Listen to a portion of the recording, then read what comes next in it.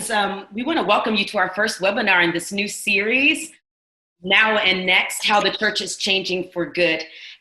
We've surveyed more than 1,000 church leaders about their concerns and the impact of their ministries in the midst of a pandemic of COVID-19. And in this particular series, we're going to talk about how we are navigating this new reality that we're all living in, and how it is that we can resource our collective wisdom to figure out how we can grow together and make it to the other side of this reality that we're in. My name is Yebuah, and I serve as the lead pastor of the Southeast Raleigh Table, which is a United Methodist New Faith community in Raleigh, North Carolina. And I'm going to be your host and also Master of Holy Mischief throughout this series. We want to first just thank you for all the questions that you have submitted, and we hope that you'll come back for each episode throughout this series as we explore the questions that you've asked, and also just the concerns that feel urgent to you in this moment. Questions and concerns like how to create authentic worship digitally, how to stay connected with your community, how to offer up pastoral care to those who might be experiencing trauma when we have to do so remotely, how we navigate financial difficulties and decline. And I know this is something that's been on my heart. What does it look like to transition back into in-person worship services? And so over the course of these episodes, we'll have an opportunity to explore these topics and, like I said before, answer some of the questions that you've asked of us. You can visit amplifymedia.com/now and next to see the upcoming episodes that will be a part of this web series. And we want to also just thank Amplify Media, which is a new multimedia service for churches who have created this platform. And you'll hear a little bit more about them midway in our conversation and time together. For this particular episode, we are going to discuss the recent survey that kind of helped to gather information and some statistics about our shared experience trying to live in the midst of a pandemic. None of us have been here before. For those of us who are clergy, we did not take a class in seminary called How to Navigate Ministry During a Pandemic. And so this information will be helpful for us as we continue to move forward, how we have authentic worship, how we connect with one another while we're having to be physically distant. I'm excited to share the pastors who are going to be a part of this conversation, and want to introduce them to you now. We have with us Reverend Justin Coleman, who is just down the street from me in Chapel Hill. Hello, everyone. Again, Justin Coleman. I'm serving at University United Methodist Church in Chapel Hill, North Carolina. A lovely community, lovely medium-sized church. We're doing 500 plus each Sunday. We also have with us Mary Louise McCullough. Hi, it's great to be here. I really appreciate the invitation to be a part of this. I serve Second Presbyterian Church in Nashville as their pastor head of staff. Second is a mid-sized church, kind of located right between suburbia and the urban part of Nashville. So it's really sort of on the edge in various ways. And I'm glad to be here this morning.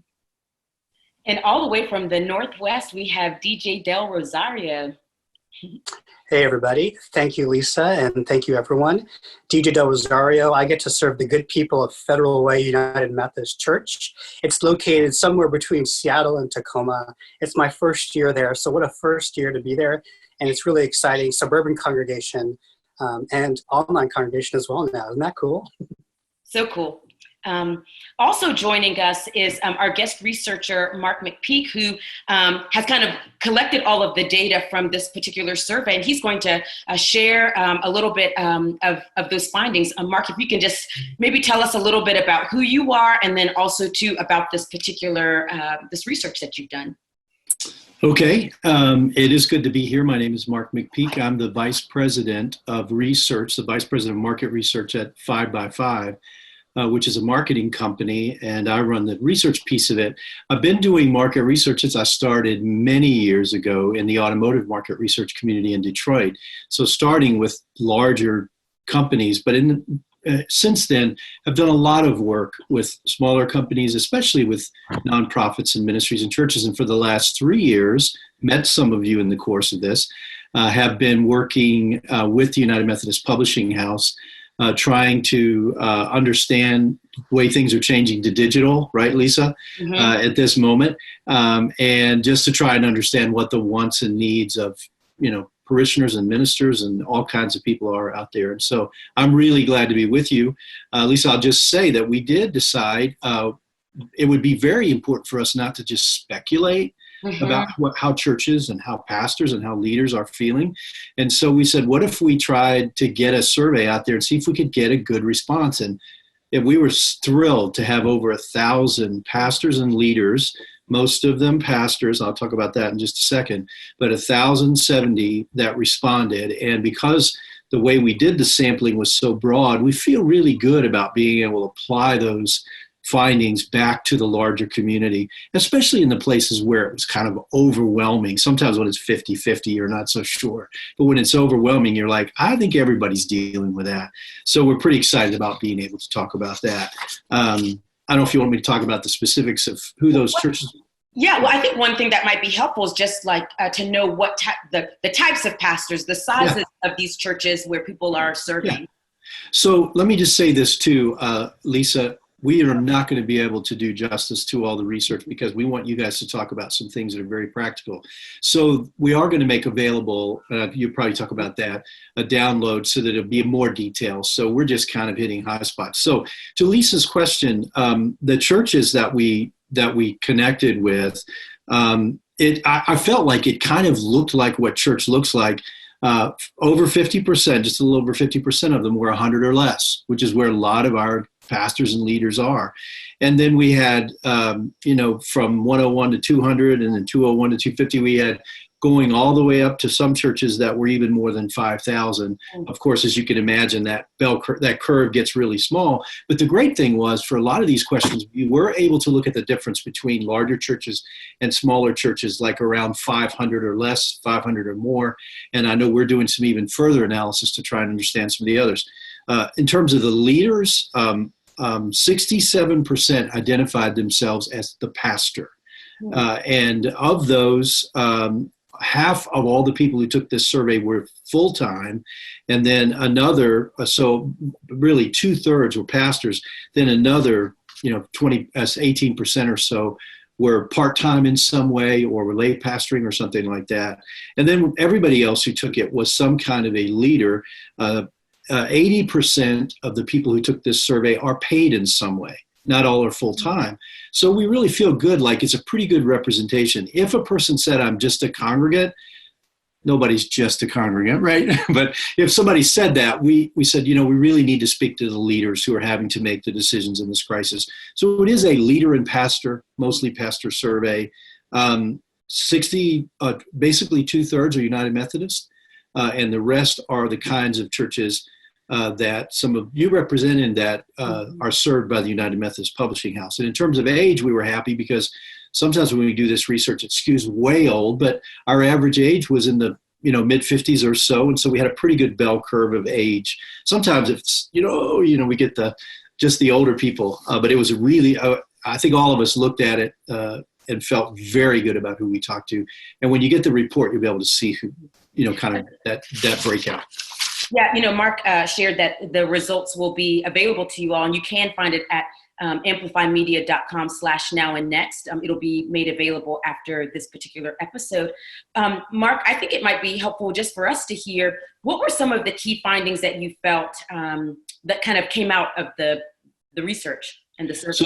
So Lisa, one of the prime pieces of real estate on a questionnaire for me is like when we first start that questionnaire, and we asked a question at the very beginning where we said, hey, where are you? The question basically said, what are the top 5 most pressing roles or areas of functional needs where you're focused right now? We gave them 13 options that we curated pretty carefully.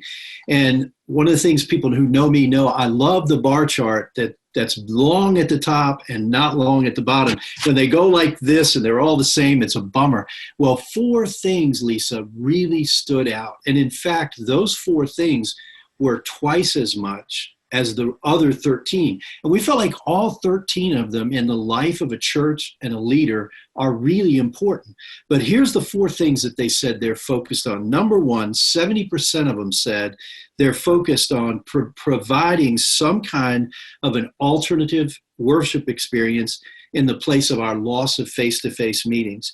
So, here's all of you guys that are in ministry focus on the worship, because it's the critical thing you do every week. So, well, there's no surprise. But what they're now focused on is trying to even have some way, because we can't all come together anymore. And so we found throughout the survey, this has occupied so much of leaders' time, is this just figuring out how to offer this alternative worship. Number 2, something that DJ knows, because the panel he served on, we talked over the last 3 years to many leaders. It's community, maintaining a sense of community and connection. And that's the second area. And once again, basically 70% of them, when they're choosing just a few of these, they chose that. The third one is the area of communication. And somebody asked, well, what's the difference between those two?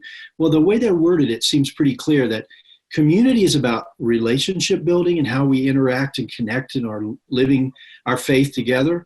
And then communication is just the information that's required, to be disseminated so people know what's going on, what's happening. And then number 4 is no surprise to you guys, but it's providing pastoral care in a very difficult situation.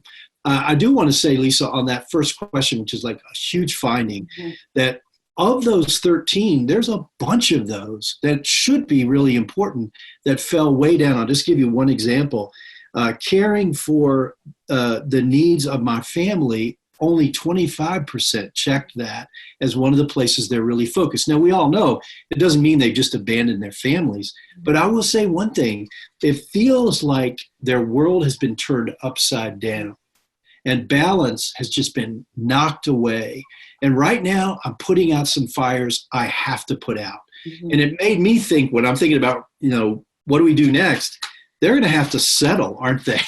And life's going to have to get normal again. I don't know if you want to comment on some of those before I go to the next one. Yeah, I was just going to say, I think one of the things about this particular this survey and the findings is that we don't know what we don't know, and with every week that we're living shelter in place, we're bumping into new challenges and recognizing, okay, how do we pivot to make those challenges opportunities? So just based off of what Mark has shared, I wanted to see if any of our panelists have any kind of like initial thoughts about the survey and the results that Mark has found and curated. I think if I can jump in there. I have seen a real shift over the last couple of weeks from the notion that pastoral care means the pastor does the care to a real desire as time has gone on to share that role and to really equip people to make phone calls. And the response to that has been great. It doesn't mean that you'll get into the in-depth conversation that you might get into with your pastor or not, but it's just been I think a very, it's woven together, this fabric that we're all afraid is fraying a little bit. And the sense that the church is there and does care has been very strengthened by this. People taking on names from a list to call and then having conversations with people they may not have even known before. And Mary Louise, as I shared just a couple more findings, we'll get to that. That's one of the surprises, is those connections that are being made, which is very interesting. I was taken by the phrase that our worlds have been turned upside down. And the image that I've used is that it feels more like I'm in a snow globe and it's all got shaken. I mean, it's being turned and twisted, but shaken around. And so where things are going to fall, how things are going to align is actually unclear right now. And so as Lisa said, and as Marcus said, week to week and day to day, there are these new alignments or micro alignments that are making life possible, both in the life of the church, but also in the personal life, in the life of home. I know for me, I feel like being thrust into this pandemic was like finishing a 25-page paper, and COVID-19 came and deleted everything, and I had to start from scratch. Like I have to throw out the whole playbook. And where I just really kind of resonated with the research findings is that I'm not in this by myself. Like other people are also feeling as though they're having to throw out their old playbook and starting from scratch. DJ, I think you're going to say something.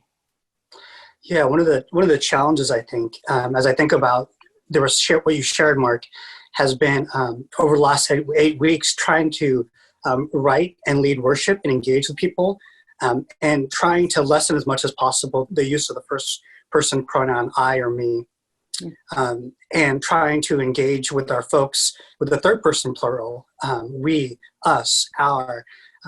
It's really challenging, and yet at the same time, to drive deeper empathy means to acknowledge where I am and to put myself in the place and try to imagine what others are going through. And part of those numbers that you shared, Mark, made me think a lot more about that. In my sermons, I actually count how many times I use my first person pronoun, and I try to edit that out in my first pass. And oh my Lord, is that hard?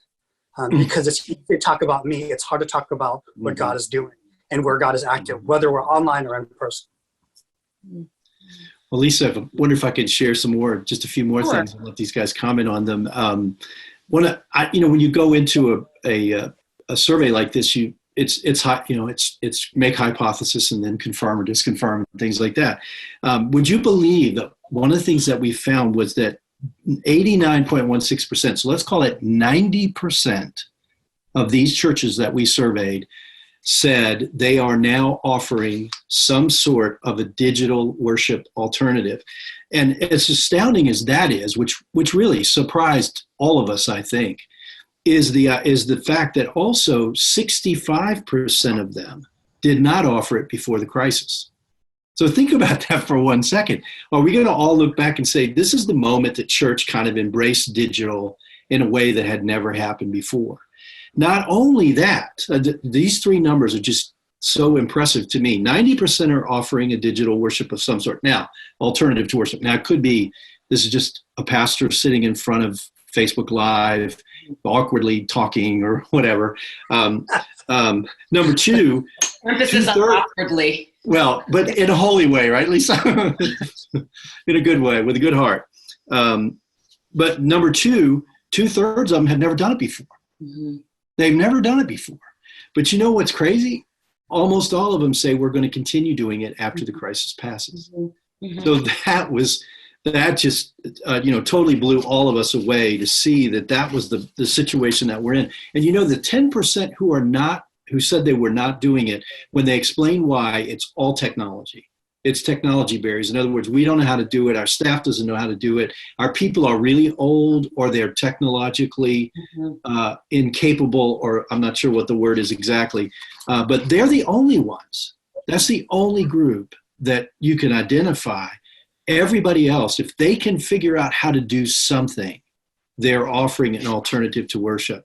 And they have said it's going to become their part of their new normal. Now, what is that going to look like? It's going to be very interesting even for you guys to speculate.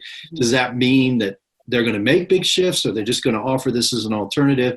But as you can imagine, you saw where they're focused. Things are moving to digital. And then you have the challenge of them assessing how they're doing. Mm-hmm. And honestly, the rating for how well are you delivering, and I encourage you again to download this so you can take a look at these numbers, because we're not going to go deep in them. But how are you doing with this? And most of them said, I need a lot of help.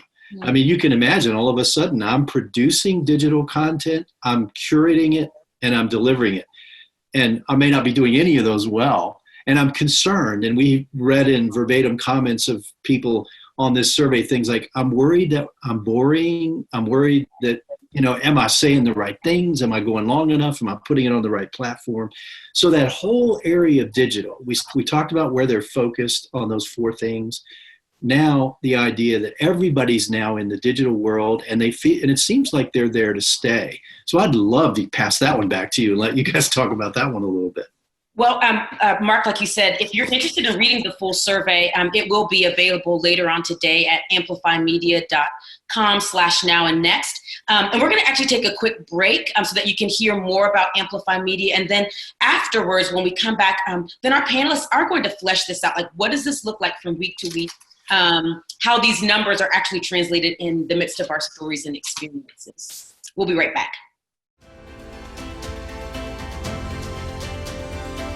Amplify is a space in which Christians can explore their faith more deeply in relationship with one another and be equipped to impact even more people for the gospel. You can even stream your church's services, bringing your congregation together even when they aren't in the same building. Engage your ministry and expand your mission by following these simple steps. Get started with Amplify today.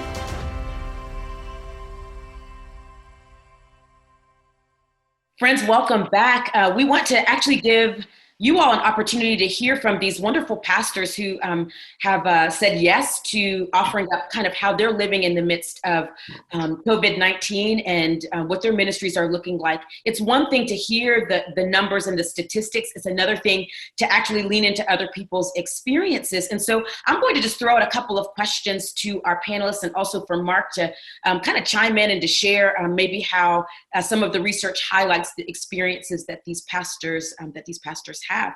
I just want to offer up this as the first question, because we keep on talking about this digital world that we're having to really lean into, and how pastors are probably not going to backpedal, that we're going to kind of continue to lean in that direction. But for you all, what has been your experience of this time with digital services? Have you shifted to online worship?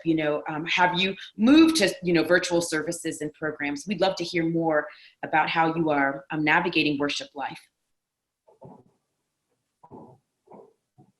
Well, we're a congregation that had been streaming services for a while, mostly for people who were shut in or were traveling. We're in a college community, and so folks disperse for a certain set of months of the year.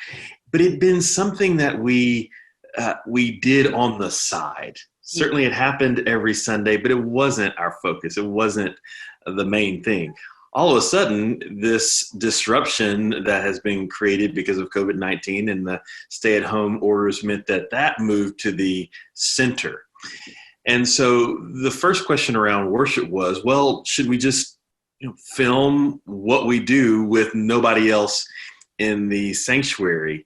And then we began to say, well, maybe we need to think about this from a production standpoint a little bit more. Now, we bristle at that. Oftentimes, if you talk to another clergy person in particular, they'll say, we don't do that. That's performance oriented. This is the divine worship of the triune God. It's beyond that. Well, in ways, we've actually already done that. We've thought through the customer experience, if you will. What is it like to park? Where are you going to sit? What do the bulletins need to look like? All these things that are in certain ways geared toward performance, making sure people can enjoy something that is performatively done. But we've taken them so for granted that we think, well, that's not performance. It's just what we do. Well, we took time to say, if a person or if a family is at home watching and engaging us online, what does that experience need to be like? How does it need to feel? How does it need to flow? And how do we maintain the core of what we believe is important for worship and translate that in a new context, maybe even differently than it was before?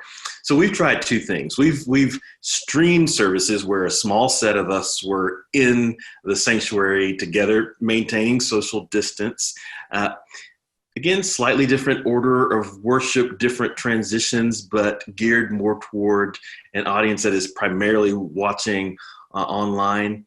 And now we've begun to edit segments together, pre-record and edit segments together. And what primarily drove that was caring for the personnel who were engaging in worship. We don't want to expose anyone to COVID-19 if possible. And so that has that's driven some of our practices. But I'd say in both instances, congregation members and even people beyond our congregation who've begun to join us in worship have appreciated the experience.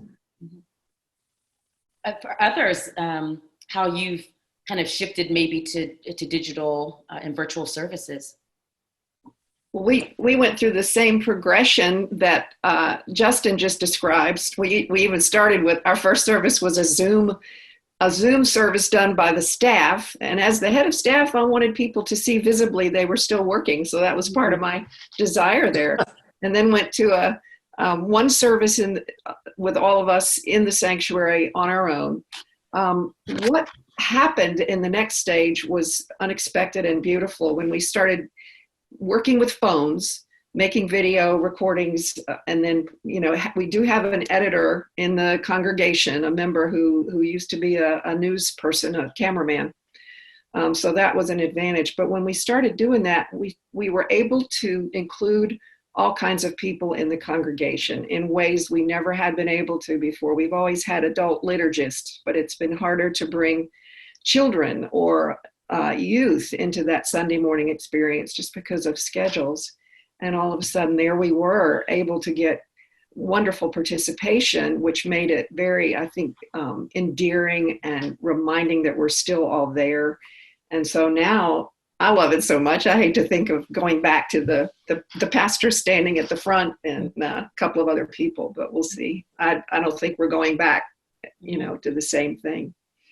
Mary Louise, you actually kind of touched on what is the next question, but what has pleasantly surprised you in this time? I had a dear friend of mine make me a makeshift diploma that says that I've gotten a degree from the Rona University, because I have actually learned some new skills as a pastor that I'm incredibly, thankful for. So, I would love to hear how you have been stretched, but also to what have you learned? Where have you been pleasantly surprised? What are some beautiful things that have come out of having to lean in some new directions?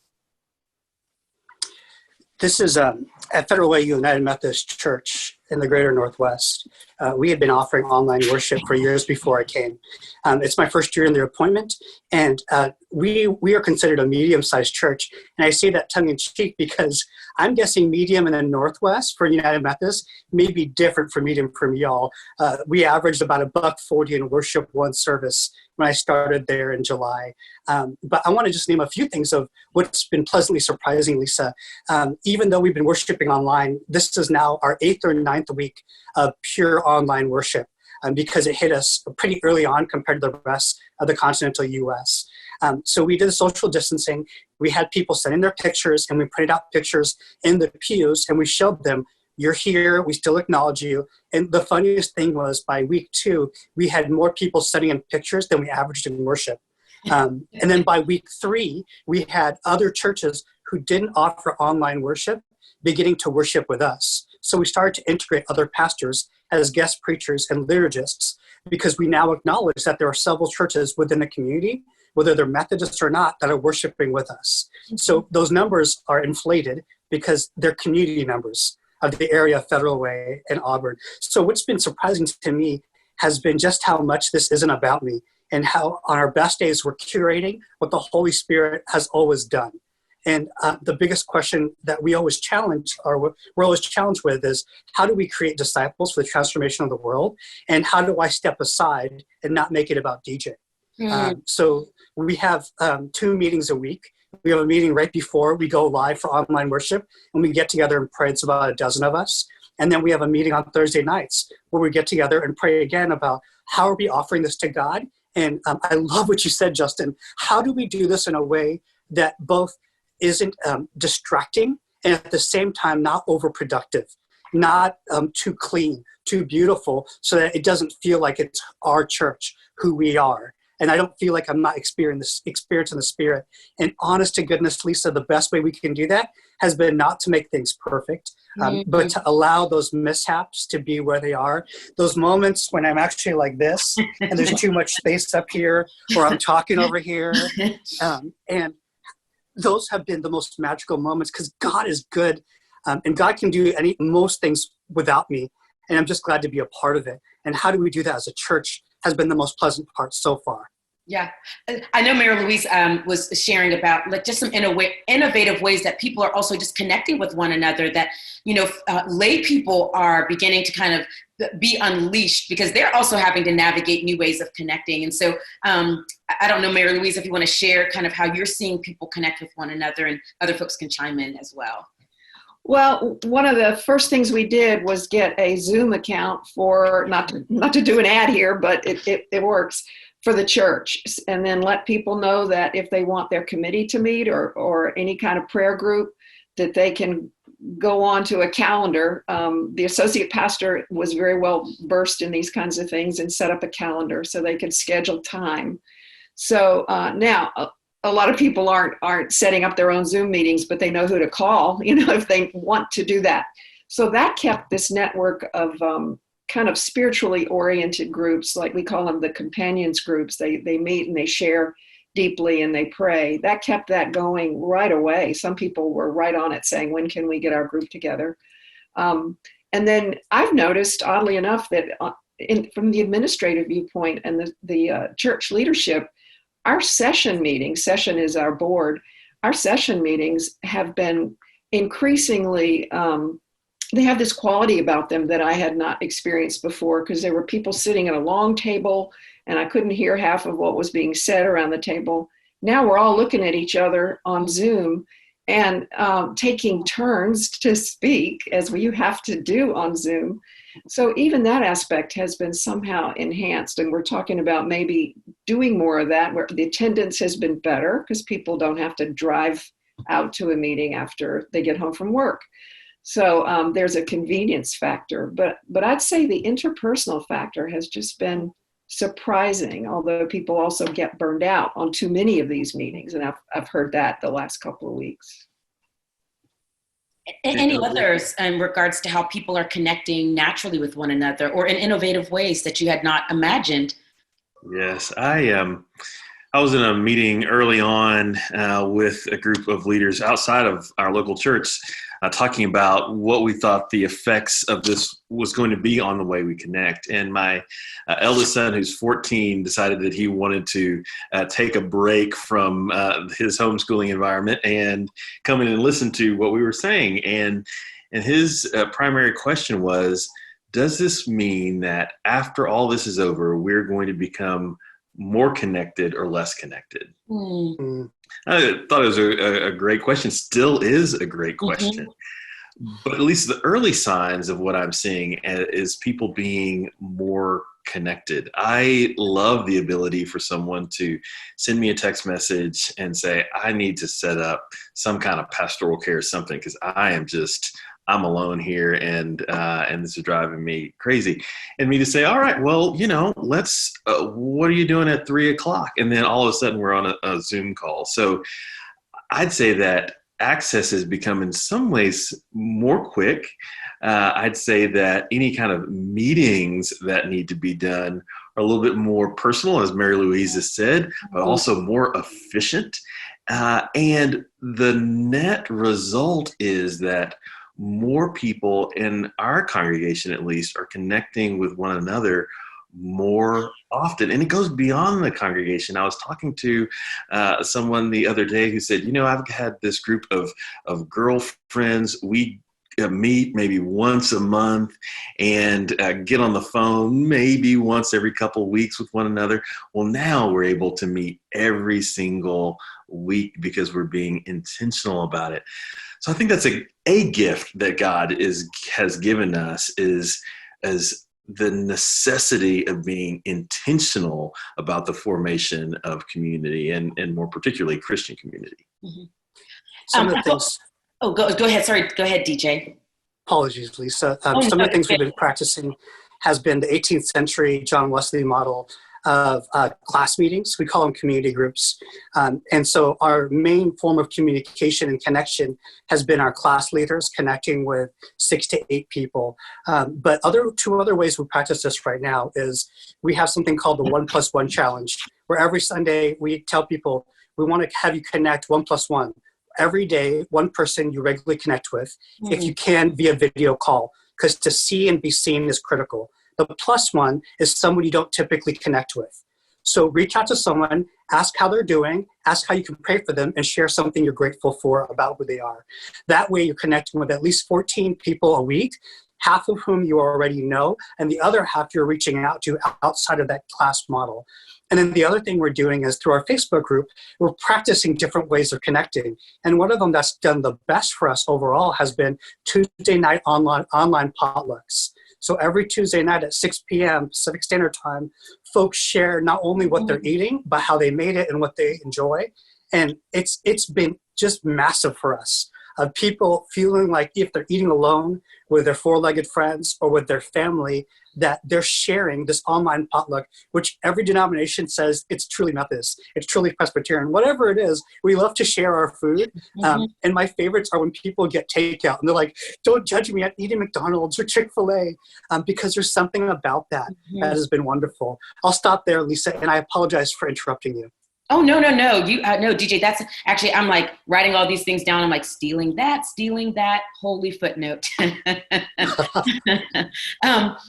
I do want to just ask these last two questions so that, we can maximize our time.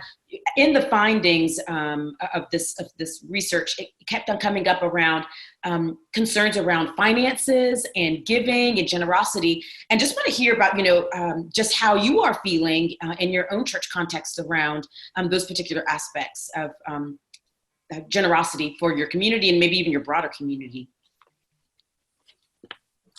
I'll just jump in if you don't mind. One of the challenges we've been facing is folks who begin stimulus checks asking if they can donate the entire amount because they're working. And the response that we're giving is, thank you. We'd love for you if you're able to tithe to us. Here are also some local community organizations that do great work. That way, a lot of our finances aren't just poured into the church, but also into the community. The other thing we're doing is something very simple. We're asking people to give online or checks, and we've rerouted them to secure lockbox, a local post office. That way folks know that checks are in a safe place. And we have a generosity moment.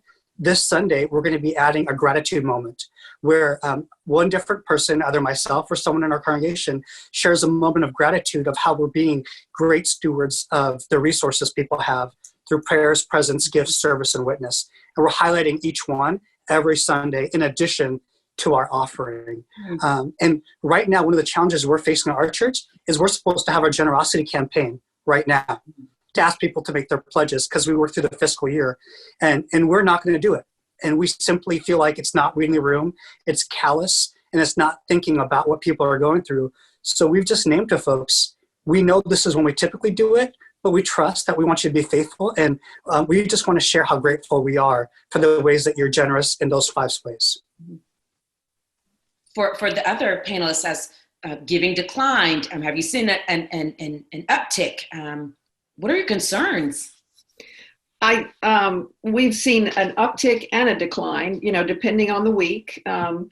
And we are very dependent on people who use our building for different community groups, and they pay us a modest, but something that we're an amount that we're dependent on. So that's been hard. And looking toward the future, we're wondering how that all begins to come back.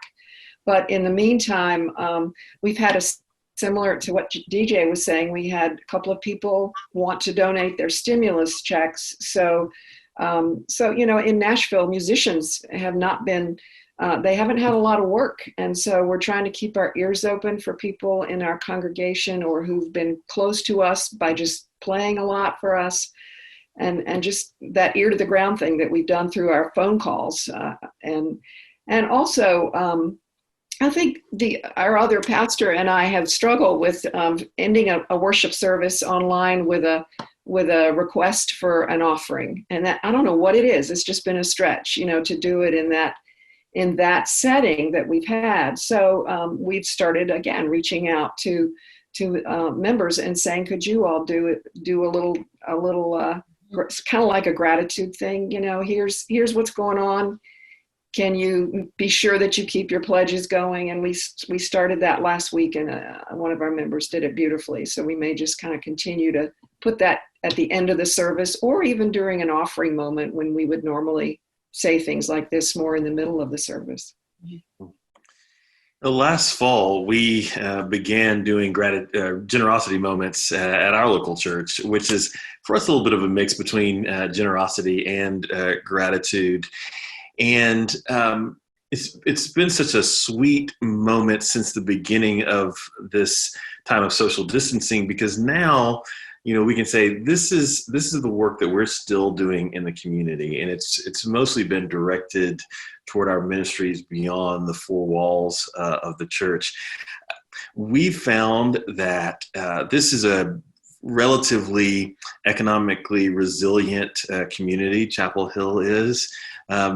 Yet we have folks in our church who from week one were already out of work. And so what I've seen is people who can be more generous actually increasing the level of their gift. Not really because we said, yeah, you've got to, or we made any specific requests, but people thought, I've got the ability to do this. I've got the capacity to do this. So let me do it. And in particular, I've seen a lot of generosity towards feeding programs for children involved in local schools who are on free and reduced lunches, and making sure that there will not be any disruption for the remainder of the school year. Things like that is where I've seen our church become very generous. Now, the question, of course, is at the beginning of this, everyone's really wanting to try to be as strong as a community as we can be. What does this look like over a period of months, or 18 months? What does this arc look like for our communities? And so I think this is something, again, that we're going to have to create some different level sets along the way. Our hope is that we can continue to do what we're doing and to take care of staff members and others that we're taking care of, and continue to take care of members of our local church. So, Lisa, if I can make a comment, just a quick comment. I appreciate so much what you guys are saying about this topic. This was probably by measuring, probably the biggest concern on the survey. We did 5-point scales, and only the 5-point scale rating for how confident are you that giving during this crisis will be sufficient to meet your needs. Only 25% said they're confident, like a 4 or 5. The mean rating was 2.8, so it was pretty low. And so as you guys are navigating this, we read comments where people are saying, we're worried about the larger economy and our people losing their jobs and the budget of our church going down, having to lay people off, which some of them already have had to do that, and just the overall and long-term effects on our ministry. So I just wanted to reinforce that that's a big finding. Mm-hmm. Well, friends, we're actually running out of time, but the question that I'm going to maybe invite you to kind of to marinate on after this episode is just what's bringing you hope today. I think it's been in some ways comforting to know that we really are in this together, that none of us had a secret manual underneath our bed to navigate this pandemic. We're all kind of learning along. And we do hope that you'll join us for these upcoming episodes. The next time we gather together, we will talk about the best platforms for digital worship and how to do that in a way that feels authentic to your particular context and community. And so we do hope you'll come back and be a part of these upcoming episodes.